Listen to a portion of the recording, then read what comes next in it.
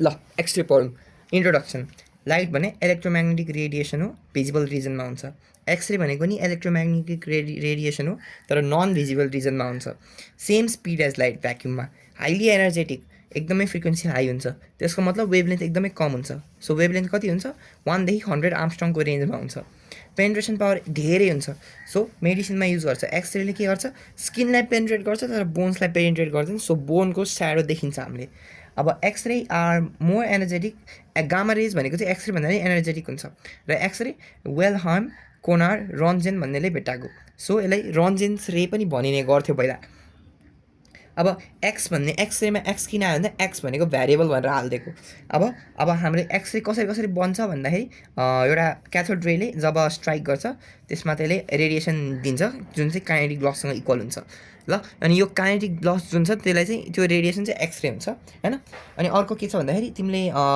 त्यसले अर्को चाहिँ कस्तो मेथड छ भन्दाखेरि जब भेकेन्सी हुन्छ त्यो बेलामा इलेक्ट्रोन्स जम्प गरेर पनि अर्को एक्सरे आउँछ जसको बारेमा नि हामी पढ्छौँ so X-ray are highly energetic electromagnetic radiation whose wavelength is about 1 to 100 Armstrong. They are produced when fast-moving electrons cathode rays strike on metallic target having high atomic number and high melting point. X-rays were discovered by Wilhelm Conrad Röntgen. Properties of X-ray are they are highly energetic electromagnetic radiation of wavelength 1 to 100 Armstrong. Their penetration power is very high. They are not deflected by electric and magnetic fields since they are electrically neutral. They move in straight line with speed of light in vacuum. When X-ray travel in from one medium to another medium, frequency and energy remain same but wavelength and speed are changed. They show dual nature, both particle and wave nature. Particle by the photon भनिन्छ. They show fluorescence effect, photographic effect हैन. So if एक्सरेले चाहिँ zinc सल्फाइडलाई hit गर्छ भने light दिन्छ त्यसलाई चाहिँ photographic effect भन्छ they cast the shadow on objects on which they fall upon when X-ray knock out inner shell of atom slash metal के भन्छ secondary X-ray are produce so यहाँ हेर्छौँ एक्सरे गर्छ त्यसले भ्याकेन्सी जेनेरेट भएर एउटा secondary x-ray निस्क्या ठिक छ अनि यो एक्सरेले नि गर्न पायो कहिले कहिले यो क्याथोड रेजले नि गर्छ हैन so now x-ray can ionise gas त्यो भने मिलिकन्स ओइल ड्रप एक्सपेरिमेन्टमा हेर्न सक्छौँ production of x-ray modern Coolidge ट्युबले गरिन्छ हैन अब हेरौँ है त मोडर्न क्युरिज ट्युबमा के छ modern Coolidge tube consist of a evacuated glass bulb हैन where the pressure is about 10 to the power minus 5 mm of Hg. The cathode is made of tungsten filaments भने F tungsten filament यो भयो which can emit large number of electrons when heated. Anode is made of metallic target T having high atomic number and high melting point. Tungsten yeah molybdenum भन्छ. When filament is heated by passing current from low tension battery, electrons are emitted. These electrons are kept inside hollow metallic cup C and focused on the target.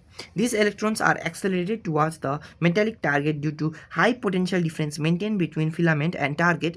When electrons strike on the target, they lose their kinetic energy. The loss in kinetic energy of electrons is converted into highly energetic electromagnetic radiation known as X-ray.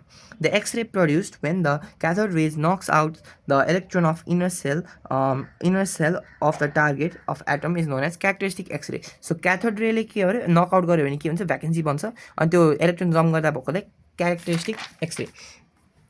The X-ray produced due to retardation of electrons is known as continuous X-ray or Bremsstrahlung या braking radiation अब हेरौँ फिगरमा के थियो GFTCE र HTP थियो हामीले सबैको बारेमा कुरा गरिसक्यौँ evacuated glass bulb tungsten filament metallic plate या टार्गेट टङ्स्टेन फिलामेन्ट भने क्याथोड हुन्छ cup to focus electron on target low tension battery high tension battery र कसरी काम गर्छ भनेर म समरीमा बुझाइदिन्छु करेन्ट आउँछ फिलामेन्टको हिट अप हुन थाल्छ इलेक्ट्रोन एक्साइटेड हुन्छ इलेक्ट्रोन इमिट हुन्छ इलेक्ट्रोन के अरे कपले फोकस गर्छ टार्गेटमा हिट गर्छ काइनेटिक एनर्जी लस हुन्छ एक्सरे आउँछ तर त्यो हिट गर्दाखेरि कुनै हिटमा नि वेस्ट हुन्छ त्यो हिट भएपछि त्यसलाई कुल गर्नलाई वाटरले कुल गरिन्छ ल क्यारेक्टरिस्टिक दुई तरिकाको हुन्छ एउटा क्यारेक्टरिस्टिक ब्रेमस्टलिङ कन्टिन्युस बार्किङ र सेकेन्डरी क्यारेक्टरिस्टिक र सेकेन्डरी भने सिमिलर छ हल्का सानो डिफ्रेन्स छ क्यारेक्टरिस्टिक एक्सरेमा के हुन्छ भन्नाले क्याथोड रेले नकआउट गर्छ अनि त्यसपछि आउने एक्सरे भने क्यारेक्टरिस्टिक अनि यदि एक्सरेले नै नकआउट गरेर आयो भने त्यो सेकेन्डरी भयो ब्रेमस्टलिङ कन्टिन्युस बार्किङ रेडिएसन भने चाहिँ काइनेटिक लसको कारण हुने एक्सरे अब control of intensity and quality of X-ray control of intensity भने number of X-ray photons emitted so current filament current increase गर्यो भने इलेक्ट्रोन एमिटेड इन्क्रिज हुन्छ so number of electron increase भएपछि इन्टेन्सिटी इन्क्रिज हुन्छ so the intensity of X-ray depends on the number of electrons emitted per second from the filament so the increase in intensity of X-ray can be increased by increasing the current on filament circuit and vice versa. Control of quality. Quality भने के energy of x-ray energy भने इबी त्यो भनेको 1/2 MB² र यो के हुन्छ रेडिएसनमा कन्भर्ट हुन्छ जसलाई चाहिँ HC yeah HF yeah HC by lambda भनेर भनिन्छ सो तिमीले भोल्टेज बढायो भने भेलोसिटी बढ्छ एनर्जी बढ्छ क्वालिटी बढ्छ the quality of x-ray refers to the energy of the x-ray so the quality of x-ray can be increase by increasing the potential difference between the filament and the metallic target since kinetic energy of electron is given by K is equals to EB is equals to 1/2 MB². A frequency and wavelength of X-rays. When electrons is accelerated from filament to the metallic target through potential difference V, then kinetic energy gained by it will be K is equals to EB, 1/2 MB². If F max is be the maximum frequency of the X-ray produced, then we have EB is equals to F max. F max भनेको EB by H. So F max is directly proportional to voltage. Also C by lambda minimum is equals to EB by H. So lambda भनेको HC by EB हुन्छ. So minimum wavelength भनेको के हुन्छ inversely proportional to voltage हुन्छ. So question छ the potential difference across the filament and target on X-ray tube is 10 to the power 4 volts. Calculate max frequency and X-ray produced. Also calculate the minimum wavelength. So F max भनेको EB by H भयो र H min भनेको HC by EB भयो answer निस्किन्छ. And X-ray operated at a DC potential difference of 40 kilovolts produces the heat at the rate of 720 watts assuming 0.5 of the percent of the energy of the incident electron converted into X-ray. Calculate current on the X-ray tube. हामीलाई के छ V देख P देख र efficiency of X-ray देख. So हाम्रो power भनेको जहिले पनि हामीले हिटबाट हेरेर राखौँ सो हिटबाट हेऱ्यो भने P is goes to 99.5% of IB अब त्यो भएपछि आईको भ्याल्यु आईको अब हामीलाई के थाहा छ पी भनेको आइबी भन्ने नि एउटा फर्मुला छ र आई भनेको क्यू/टी भन्ने नि फर्मुला छ त्यो चाहिँ याद राखिरा है सेकेन्ड क्वेसन छ number of electrons per second striking the target so भने आई भनेको क्यू/टी अब के चाहियो हामीलाई आई भनेको एनई/टी सो एन/टी भनेको आई/ई हुन्छ सो एन/टी भनेको के छ आईको भ्यालु छ ई भनेको चार्ज अफ इलेक्ट्रोन त्यो गऱ्यो भने एन/टी आयो सो हाम्रो एन/टी भनेको number of electrons striking the target per second भयो अनि लास्ट क्वेसन छ velocity of incident electron velocity कसरी निकाल्छ काइनेटिक एनर्जीबाट निकाल्छौँ E V is equals to 1/2 MB². So भीको भ्यालु त्यहाँबाट निस्किन्छ अर्को क्वेसन छ an X-ray tube is operating at voltage 18 kilovolts and current 60 milliampere. A. If only 1% of the electric power supply is converted into X-ray, what would be the rate of energy that is delivered to the target? So B दिएछ I दिएछ efficiency of X-ray दिएछ mass दिएछ र S दिएछ त्यो second क्वेसनको चाहिँ मास र x-ray भयो अब फर्स्टमा हेरौँ के छ एक्सरे 1 प्रड्युस छ भने हिट प्रड्युस 99% भयो अब एनर्जी के हुन्छ dQ/dt भनेको 99% अफ टोटल पावर किनभने dQ/dt भने नि पावर हो सो 99 गरेर गऱ्यो त्यो भने dQ/dt पनि आउँछ 1069.2 वाट्स आउँदो रहेछ सेकेन्डमा के छ if the target of mass 0.25 kg is made of specific heat capacity 130 joule per kg per kelvin at what average rate would the temperature rise if there were no thermal process छैन तर कति rise हुन्छ भनेर सोधिराख हामीलाई के थाहा छ dQ/dt equals to ms dθ/dt ठिक छ किन हामीलाई dq भनेको ms dt भन्ने छ नि त सो हामीले dQ/dt गऱ्यो भने ms dθ/dt आयो सो हामीले त्यसलाई सबैलाई मोडिफाई गऱ्यो भने dθ/dt भनेको dQ/dt ms आउँछ ms र dQ/dt सबैको फर्मुला थाहा सो dθ/dt आउँछ in an X-ray tube the current through the tube is 10 milliampere and accelerating potential difference is 100 kilovolts 1% of the energy is converted into X-ray. What is the rate at which a liquid at 15 degrees Celsius must circulate to the anode if the anode temperature is to be maintained at 35 degrees Celsius? Specific heat capacity of liquid is 5 × 10⁻³ joule per kg per Kelvin. Per Kelvin या degree Celsius J भने नि भयो यहाँ माथि भन्छ delta Q is equals to M S D delta theta त्यो हामीले पहिला 11 क्लासमा पढेको फर्मुला हो हामीलाई आई दिएछ efficiency of X-ray efficiency of heat θ1 θ2 र एस दिएको छ हैन अब के थाहा छ डिक्यू भनेको 99% अफ टोटल पावर छ सो टोटल पावरबाट डिक्यूको भ्याल्यु निकाल डिक्यू बाई डिटी भनेको dm dt S d theta हो अब हामीले किन यसमा डी थिटा बाई डिटी गरेनौँ भन्दाखेरि किनकि चाहिँ हामीले मास कति चेन्ज हुनुपर्छ हेर्नु परिरह किनकि चाहिँ सर्कुलेट गराउँदै हो नि त अनि डी थिटा त कन्सट्यान्ट हुनु पऱ्यो so 990 dm by dt into हामीले हालेको भ्याल्यु हाल्यौँ डिएम बाई डिटी आयो so the liquid must circulate at the rate of 9.9 into 10 to the power -3 kilogram per second to maintain anode temperature constant. है ना an X-ray tube operates at 20 kilovolts. A particle electron loses 5% of its kinetic energy to emit an X-ray photon at the first collision. Find the wavelength of corresponding to this photon. So voltage देखा efficiency देखा so energy को 5% के आन्छ फोटोनमा गर्छु 5% of इबी भनेको HC by lambda भयो so ल्याम्डाको value पनि निस्किन्छ अब के छ von Lewis एक्सपेरिमेन्ट सो हाम्रो एउटा छ यहाँ सेटअप छ सो तिम्रो यो एक्स ट्युब भयो दुईटा स्लिट्स छ जिङ्क क्रिस्टल छ अनि एउटा फोटोग्राफिक प्लेट छ सो यसमा के हुन्छ भन्दाखेरि तिम्रो सेन्ट्रल ब्राइट स्पट आउँछ र लो स्पट आउँछ सो यो डिफ्र्याक्सन देखाइरह जिङ्क सल्फाइडमा के हुन्छ इक्विडिस्टेन्स एटम्सहरू हुन्छ सो यो हामी त्यही भएर जिङ्क सल्फाइड युज गर्छौँ एक्सरे भने इन्भिजिबल हुन्छ सो फोटोग्राफिक प्लेट युज गर्छौँ अनि कोलिमेट भनेको focus into a narrow beam भने कोलिमेट भयो होइन अब if light is move in a straight line AB र पिक्यू भने इक्वल हुनुपर्ने होइन ऊ यहाँ एबी र पिक्यूको इक्वल हुनुपर्ने but line is seen at P dash र Q dash due to wave nature of light यो भने डिफ्र्याक्सन of the lights wavelength is approximately equal to slit width. यो experiment was converted यसले चाहिँ accelerating देखाउनु मिल्छ. This experiment was done as if it happened in light, it could also in X-ray. ठिक छ अब Von Lewis and his co-workers performed an experiment to show the X-ray diffraction bending of electromagnetic wave through obstacles. In the crystal, the interatomic space is in the order of wavelength of X-ray 10 to the power minus 10 meter. Hence, X-ray must show the phenomena of diffraction. Particle nature देखाउने भने photoelectric effect हुन्छ जुन हामीले photoelectric effect पनि हामीले पढ्छौँ र wave nature देखाउने भनेको डिफ्र्याक्सन पोलराइजेसन र इन्टरफेरेन्सले देखाउँछ in this experiment the X-ray produce from the X-ray tube are collimated by two slits S1 and S2. Then the X-ray are allowed to fall on a zinc sulfide crystal and finally on photographic plate.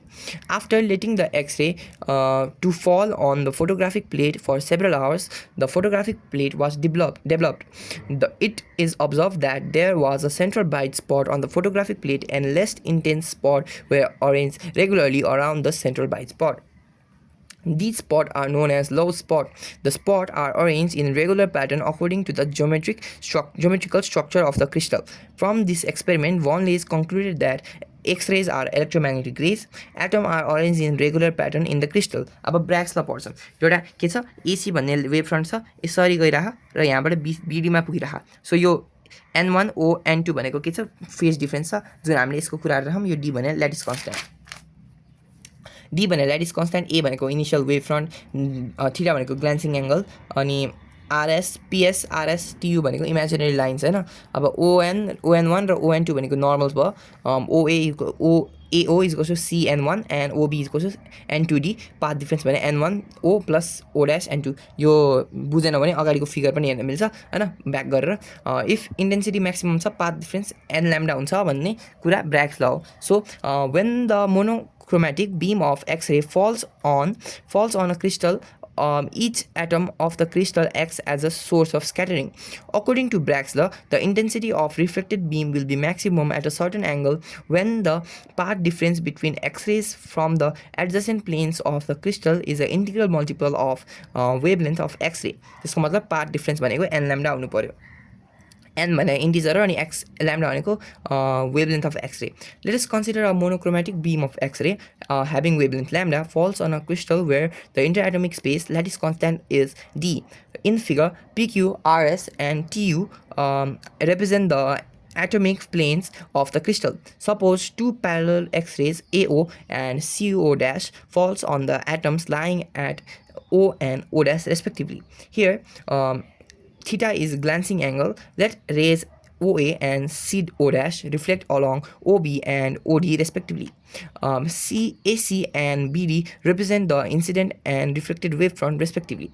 Draw O and 1 perpendicular to CO dash and ON2 perpendicular to O dash D. Then in right angle triangle O dash N1 sin theta is equals to N1 O dash by O dash. अब O dash भनेको D, so N1 O dash भनेको D sin theta. Similarly O dash N2 भनेको D sin theta. So path difference भनेको N1 O dash plus O dash N2, so त्यसको मतलब 2D sin theta. According to Bragg's law, path difference is equals to n lambda. So 2D sin theta is equals to n lambda. This equation is known as Bragg's equation. If n equals to 1, diffraction of first order. If n equals to 2, diffraction is of second order. अब questions are here. The interatomic space of a crystal is 1.3 Armstrong, and when monochromatic beam of X-ray falls on this crystal, first order image is produced. For glancing angle 5 degrees, calculate the wavelength of X-rays. Also find the glancing angle of second order. D भन्ने देख, theta 1 भन्ने देख. So for first order n equals to 1. So 2D sin theta equals to lambda लगाऊ, lambda को value निस्किन्छ. For second order 2D sin theta 2 is equals to 2 lambda. So त्यसपछि theta 2 निकाल. Lattice constant of zinc sulfide crystal is 3.08 Armstrong. Calculate the max wavelength of the X-ray that can be used to study this crystal. So D दिएको छ, n lambda भनेको 2D sin theta भयो. So अब maximum हुनुको lambda maximum हुनुको के हुनुपर्छ, n भने 1 हुनुपर्छ, sin theta भने नि 1 हुनुपर्छ. So lambda is equals to 2D. त्यसको मतलब lambda को भ्यालु नि आउँछ. When 0.5 Armstrong X-rays strike on the material, the photoelectrons from K cell are observed to move it in a circle of radius 23 millimeter in a magnetic field of 2 into 10 to the power minus 2 Tesla. What is the binding energy of K cell electron? So के देख, lambda देख, R देख, B देख. हामीलाई के थाहा छ, त्यो तिमीले सप्लाई गरेको एनर्जी त्यो भने HF दुई ठाउँमा युज भयो. एउटा त बाइन्डिङ एनर्जीलाई ब्रेक गर्न, अनि अर्को काइनेटिक एनर्जीको लागि. So HF equals to B plus K, त्यो भनेको HC बाई ल्याम्डा भनेको BE प्लस 1/2 MB स्क्वायर. अब के छ, अब इन म्याग्नेटिक फिल्ड FC भने FV सँग इक्वल हुन्छ. So MB square by R भनेको EVB हुन्छ. सो B भनेको BER बाई M हुन्छ. सो यसलाई इक्वेसन 1 र 2 युज गर, HC by lambda is equals to BE plus 1/2 M BER by M whole square हुन्छ. यो गऱ्यो भने तिम्रो BE आउँछ. अब नेक्स्ट च्याप्टरमा हामी रेडियो एक्टिभिटी पढ्छौँ.